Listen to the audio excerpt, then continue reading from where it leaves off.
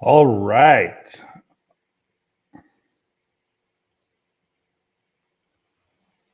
Wait a minute here for the other channels, and then we'll head in.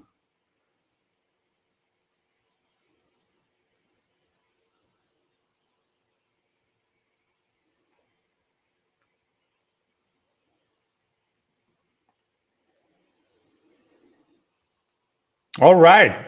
Welcome to this quick, very compact webinar on storytelling.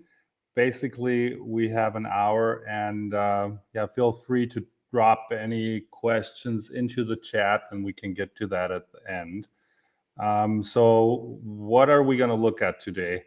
We're going to look at why stories matter. We're going to take a quick look at the hero's journey, a little discourse to needs and values, look at a couple of examples of great storytelling, and yeah, then some tips and tricks to bring your story to life, and finally a little outlook what storytelling means in the age of AI.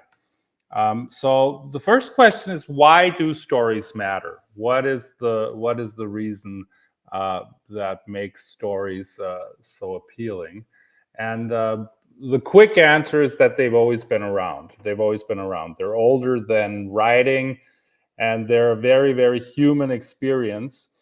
And the interesting thing about stories is that they all follow a very similar pattern. So if you take a look at how they're built up, you can also learn a lot about how you can use that for your personal storytelling, for your business storytelling. But yeah, they've been around ever since our ancestors sat around the campfire telling each other stories. And a story is always something that usually involves characters, so people that experience the story. There's a setting where the story takes place, and the setting can be in a far, far away land, or it could be around the corner. It could be in an office, or it could be in a galaxy far, far away. But usually it's characters in a setting. There's a plot, so something happens in a certain progression. There's conflict, and finally, there's a resolution to the conflict. So those are building blocks to every story, pretty much. And characters have different traits, and there are many fictional characters that are all made up by different human qualities, and the setting can be a fantastical place. It can be a magical place, far away. It could be a place that's around the corner. Um, if you look at the plot, there are many different ways to describe it, and very simple thing that you might have heard if you ever go to the movie, or especially in the theater or opera, they're still referenced are acts. So one popular setting is the 3-act structure, the 5-act structure, the way that the story plays out. So you have introduction, you have some rising action, there's some conflict, climax, crisis, there's action that goes back, and finally there's a resolution and there's a conclusion. And the conflict doesn't always have to be people fighting with laser swords.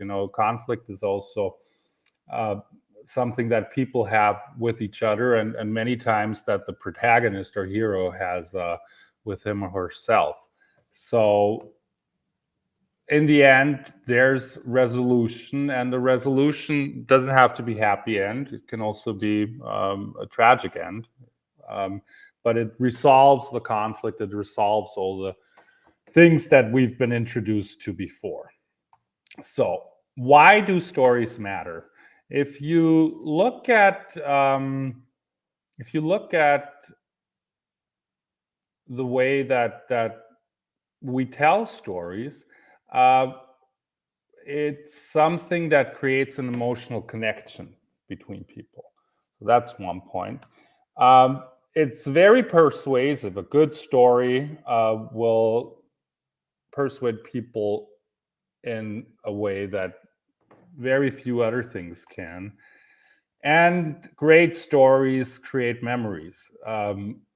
Emotional connection can play to different emotions. It could be sadness, it could be happiness. And the stronger the emotions are that you're able to convey in the story, the stronger the connection will be. They are persuasive, so you have the powerful tool to really, let somebody in on the things that you think are good or right or interesting about something. And they create memories. So they create memories in the sense that you will remember a great story. And there's like fairy tales that we know from childhood days that we still know and we can still recount and recall. But they also create memories in the sense that if information is conveyed through a story, the facts that are in there become a lot more memorable.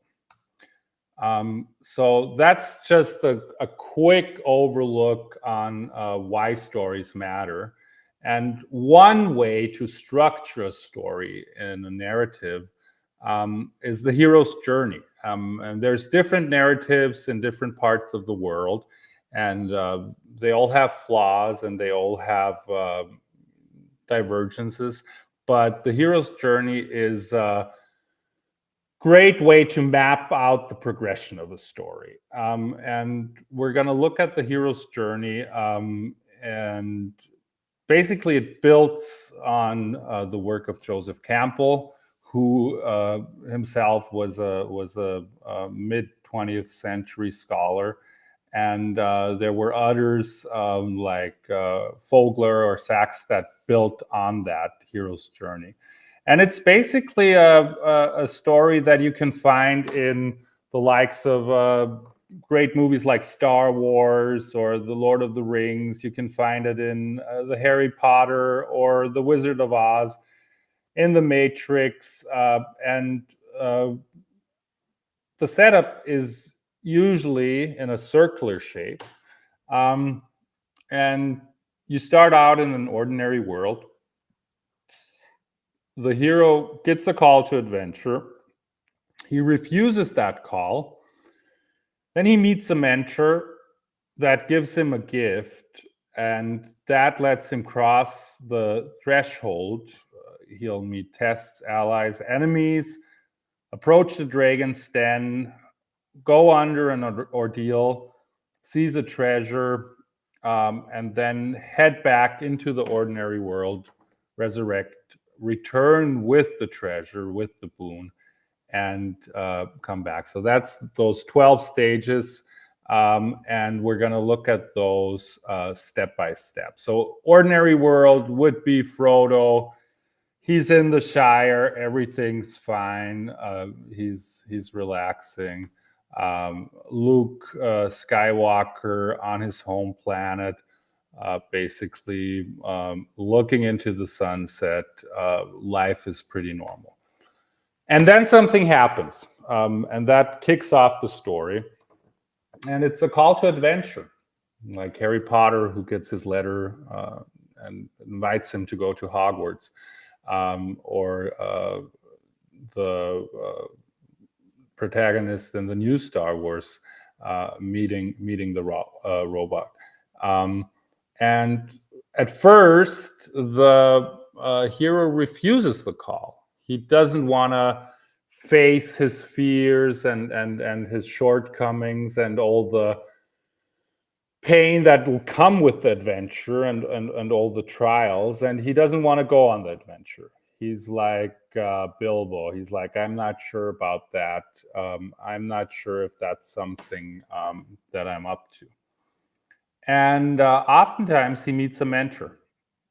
And he meets a mentor, and the mentor, like Obi-Wan, gives him the confidence, or gives him tools, gives him the ability to go and embrace that call to adventure and finally head on out and go on that adventure.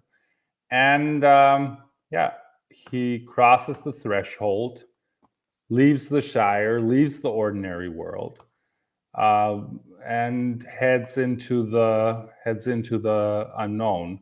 And if you want a good visual thing, if you look at the old Wizard of Oz, Dorothy stepping out into the special world. The movie before, when she's in Kansas, is in black and white, and then she opens the door and she's in Oz, and she steps into a colorful land. So going over the threshold into the magical world.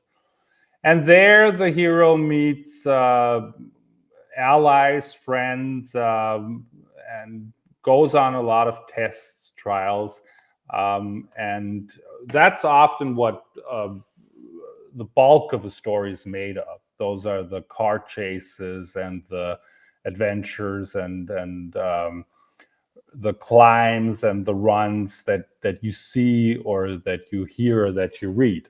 But it can't go on like that forever, because there's like a central enemy, there's a central antagonist that has to be confronted. So the hero approaches the Dragon's Den. He gets into the secret forest. He gets into the Death Star. He goes to the witch's castle. And finally, there's the ordeal, or there's the fight. And there the hero really confronts the antagonist, but also him or herself, and ultimately ends up with seizing that treasure and being able to get that final prize. But the story's not over then, because the hero still has to return to the ordinary world. And the road back there is not easy. You never know if there might be something that crawls up and tries to grab him by the leg. And finally, the hero returns to the ordinary world. There's resurrection, and in the end, the hero's back with the boon, with the prize, with the treasure, and is transformed. And so an important thing about the hero's journey is that you see that it's a circular motion, and there's a transformation that happens. And at the end, the hero's the master of those two worlds. But there's the question of why that happens. And Campbell says it has to do with dreams and myths, that the dreams that we have are personalized myths, and the myths that are around and that have been around in many cultures in very similar structure of that hero's journey are actually abstractions of the human psyche and of the human nature.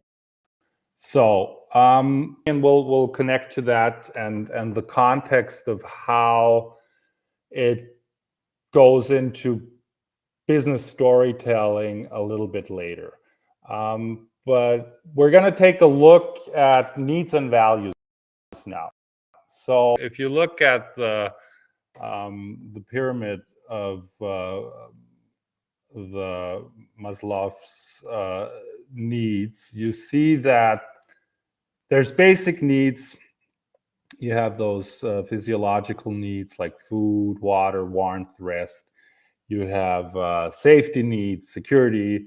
Then a little bit higher up, you have psychological needs about belongingness and relationships and friends. And you climb up and you have esteem needs, prestige and feelings of accomplishment.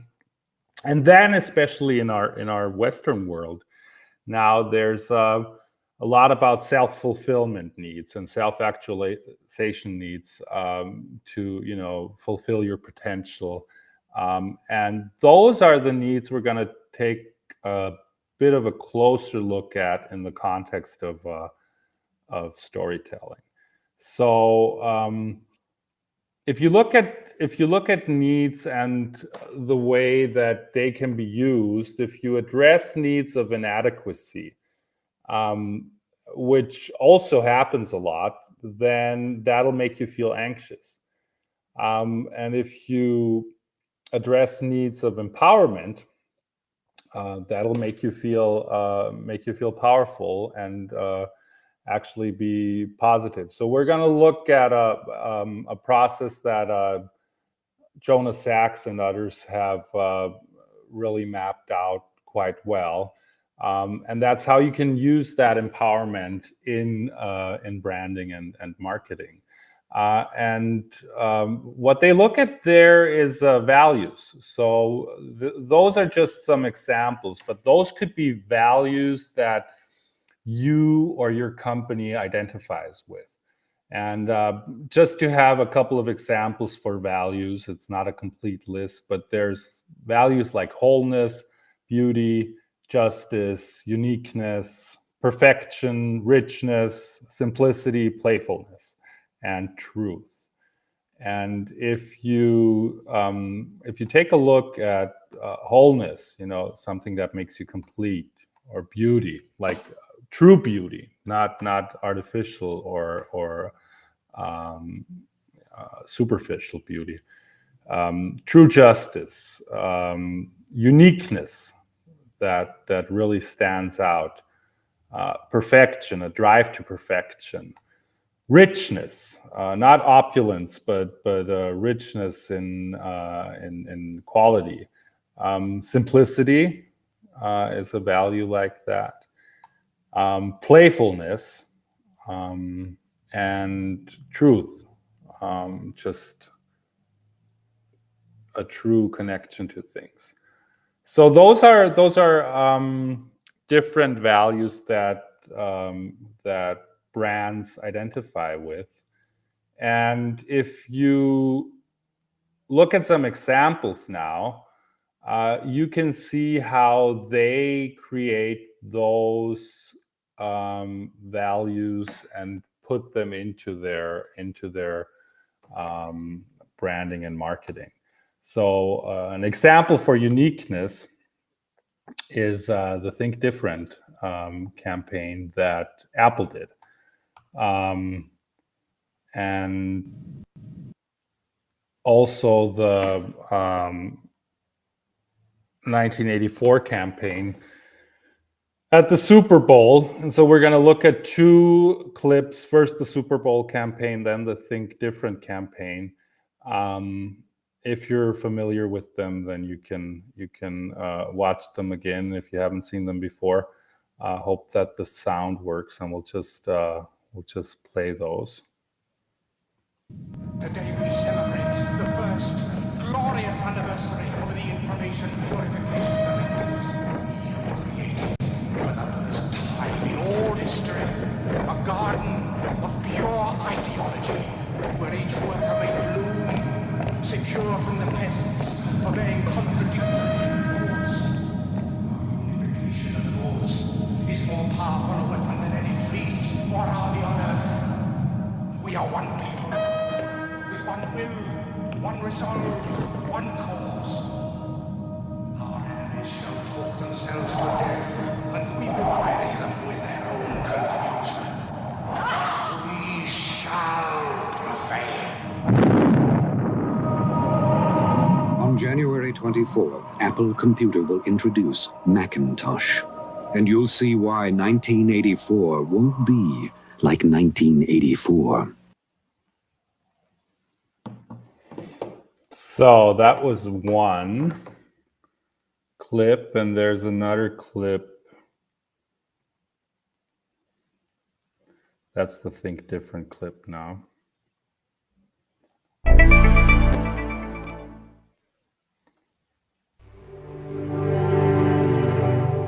Here's to the crazy ones, the misfits, the rebels, the troublemakers, the round pegs in the square holes, the ones who see things differently. They're not fond of rules, and they have no respect for the status quo. You can quote them, disagree with them, glorify or vilify them, but the only thing you can't do is ignore them. Because they change things. They push the human race forward. And while some may see them as the crazy ones, we see genius. Because the people who are crazy enough to think they can change the world are the ones who do.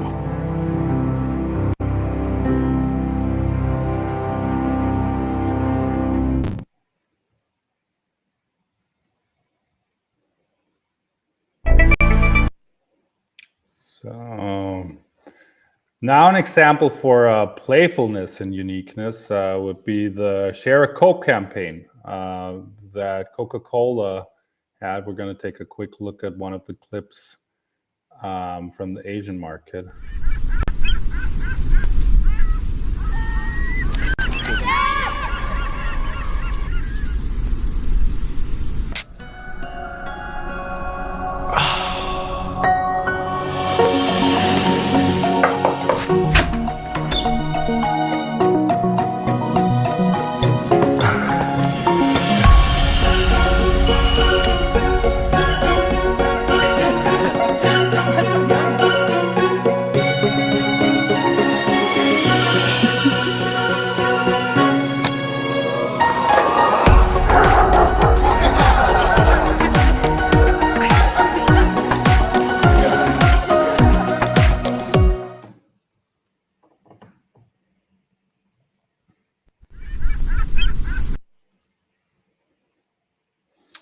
And another one's the Real Beauty by Dove. Just have to change the tap here.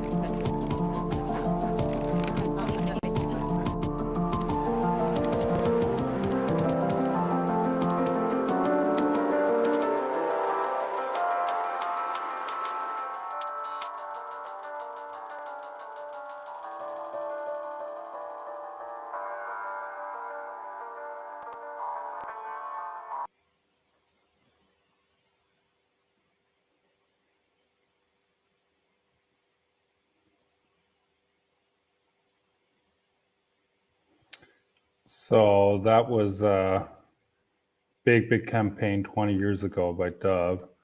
An example for wholeness and perfection is values at play without any political connotation, but a famous segment from the Yes We Can Obama campaign. So we can just listen into that real quick.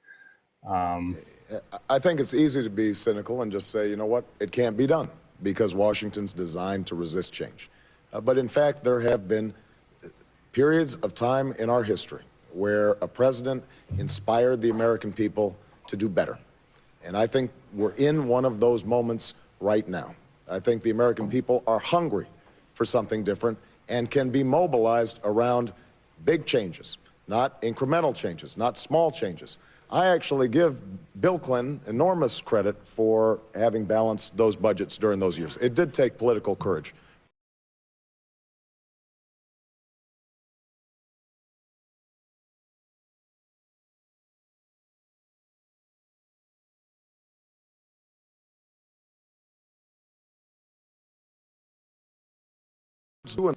Will get involved. Words do help members of Congress get into power so that they can be part of a coalition to deliver health care reform, to deliver a bold energy policy. Yeah, don't discount that power, because when the American people are determined that something is going to happen, then it happens. And if they are disaffected and cynical and fearful and told that it can't be done, then it doesn't. I'm running for president because I want to tell them, yes, we can. And that's why I think they're responding in such large numbers. And then another example for values at play, playfulness and justice. Ben and Jerry's, if you like ice cream, you've probably heard about it, but it's the combination of a very playful, fun approach to something that most people really love, and some messages that are connected to that. If you look at the beginning, it's basically just about fun as a value, and then the justice as a value came a little bit later. Hi, I'm Ben. I'm Jerry. You know, we may not have the money to go on TV for 30 seconds, but we sure do make some of the best ice cream you ever tasted. Look for us on top of every pint.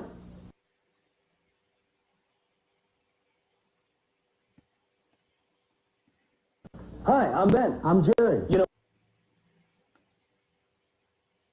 And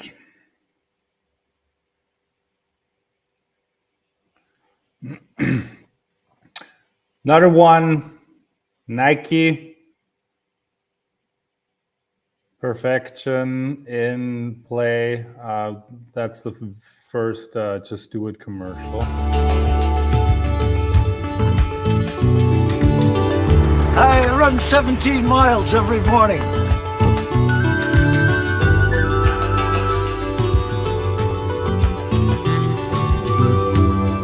People ask me how I keep my teeth from chattering in the wintertime. I leave them in my locker.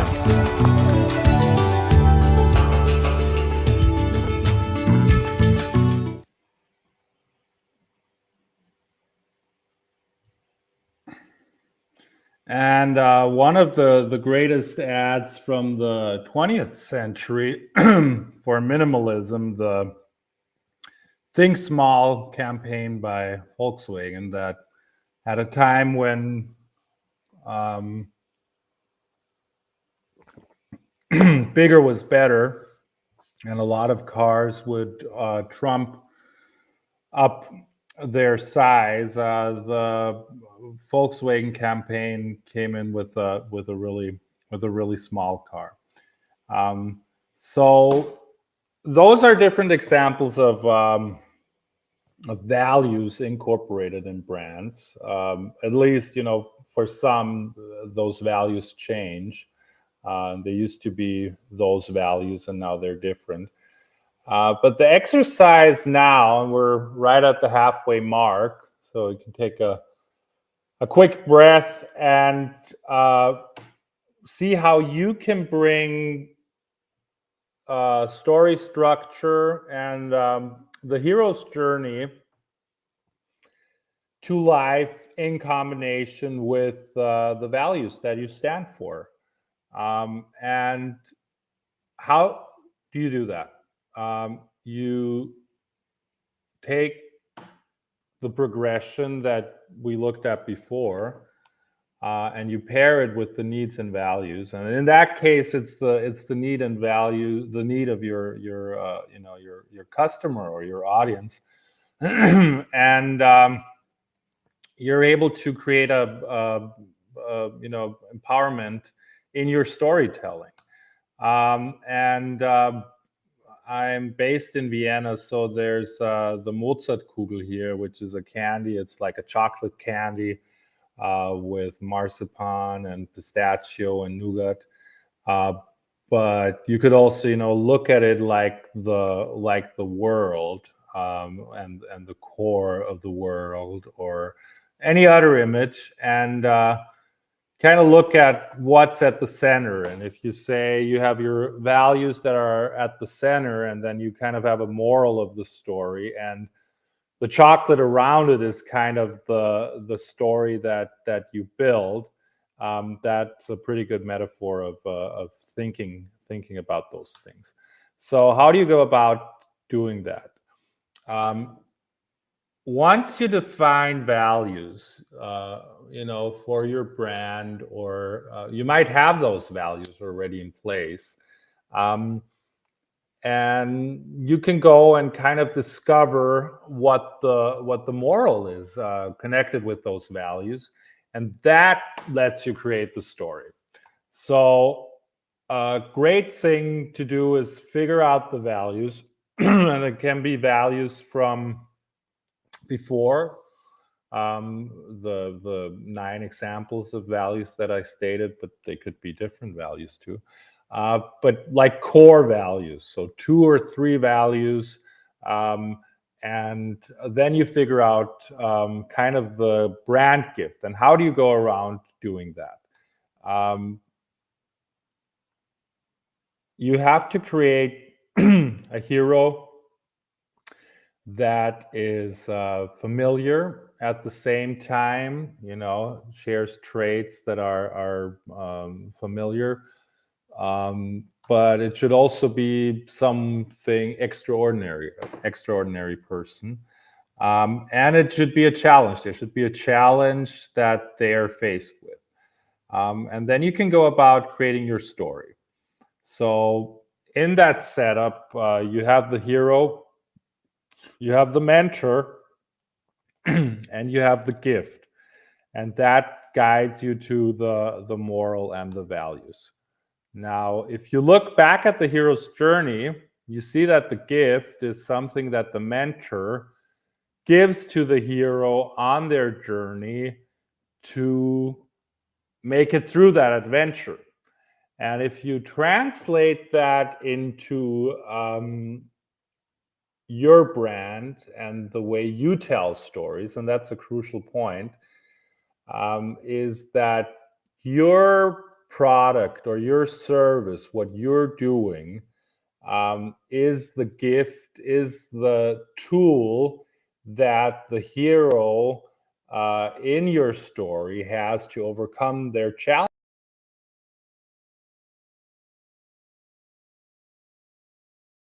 You have, it's some person that uses it, and by creating a story around that, you create a layer that connects to the people that are your audience. And the main thing there is that you find the right type, we're going to look at different types of mentors, and the right tone of voice, which will also relate to your values. So if your values are playfulness, you'll have a different type of mentor and a different tone of voice than if they are, truth and perfection. And crafting that tone of voice is key to telling an authentic story. So if you look at different mentors and different archetypes, Jungian archetypes, and that's also a simplified. There are more, but those are kind of a good combination that you can pick from.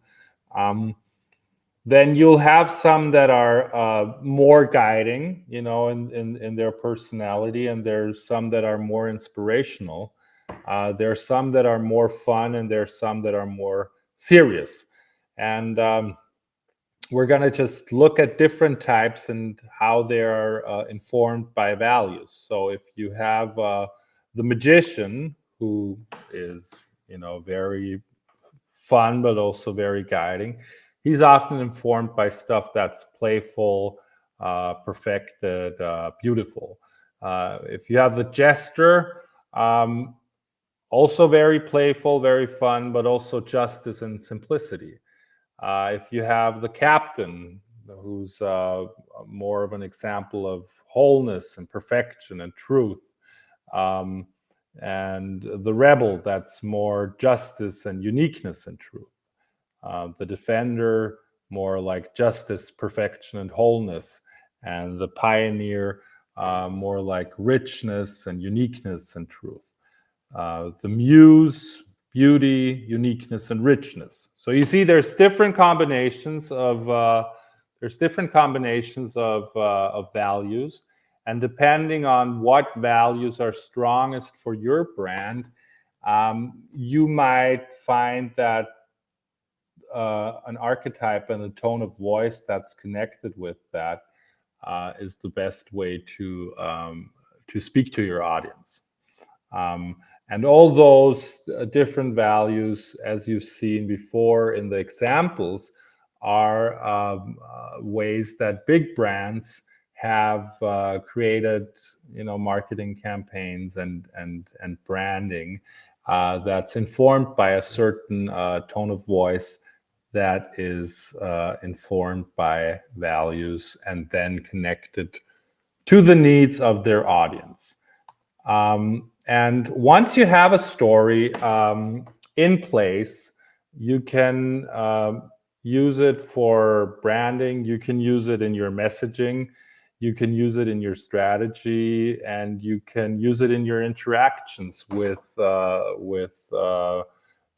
your audience, your customers, but also in terms of investors or in terms of partners. So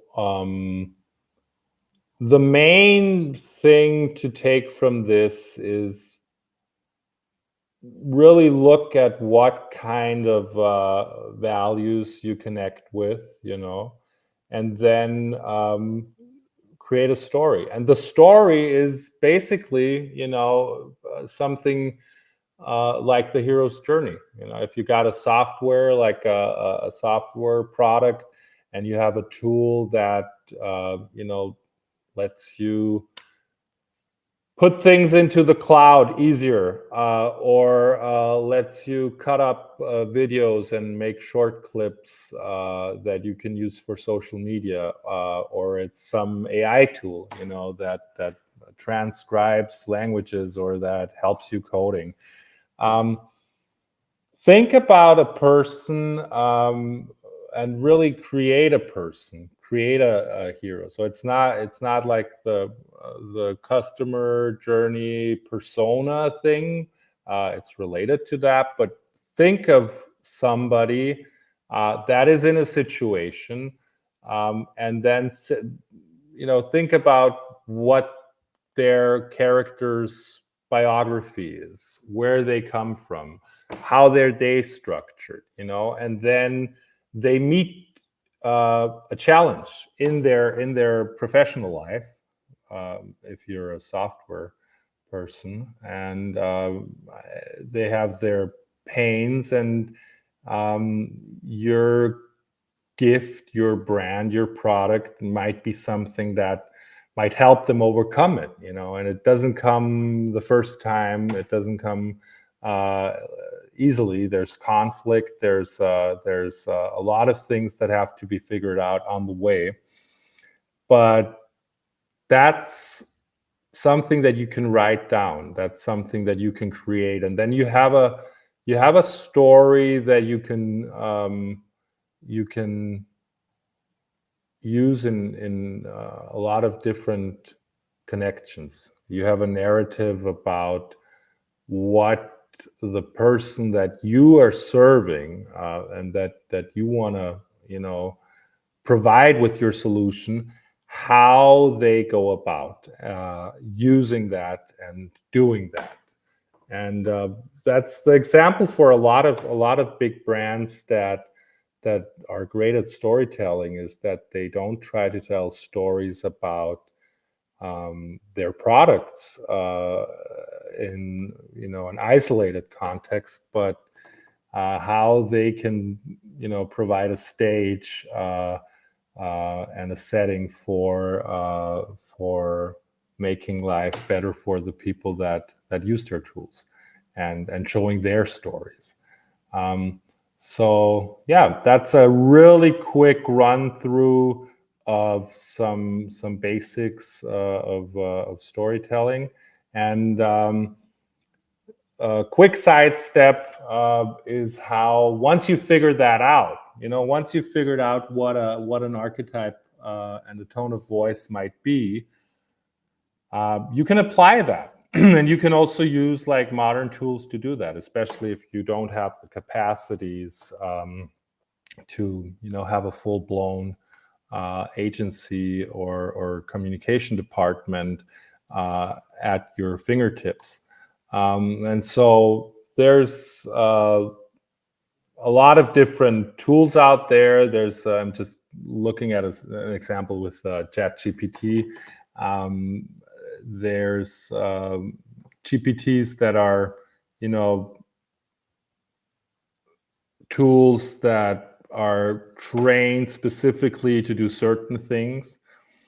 And I think most people, or a lot of people, are familiar with ChatGPT by now, and custom GPTs. And yeah, you can go ahead and you can use one of the many storytelling custom GPTs out there, or you can just go ahead and configure your own, and can describe and instruct basically what the input is that they have. You can define if they need web browsing, if it should be able to generate images, if there's maybe knowledge that or certain extra facts and figures that you want to incorporate in its knowledge. And then you can use that, and you can give that tone of voice that you've discovered before with your values, with your needs, and you can use that for quick messaging and for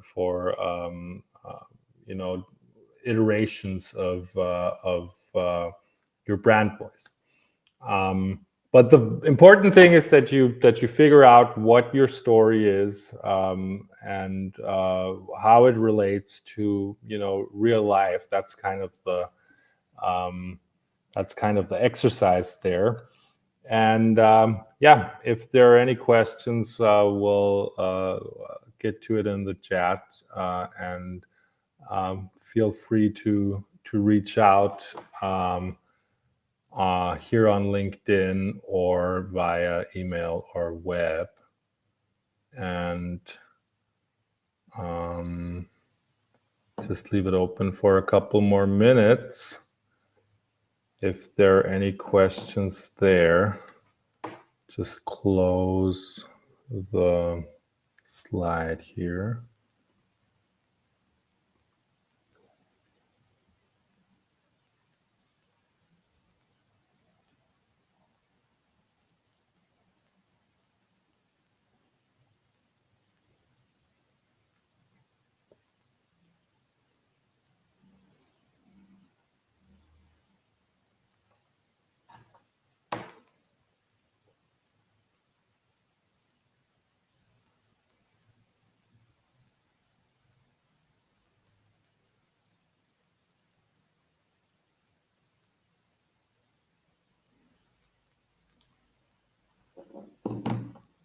All right.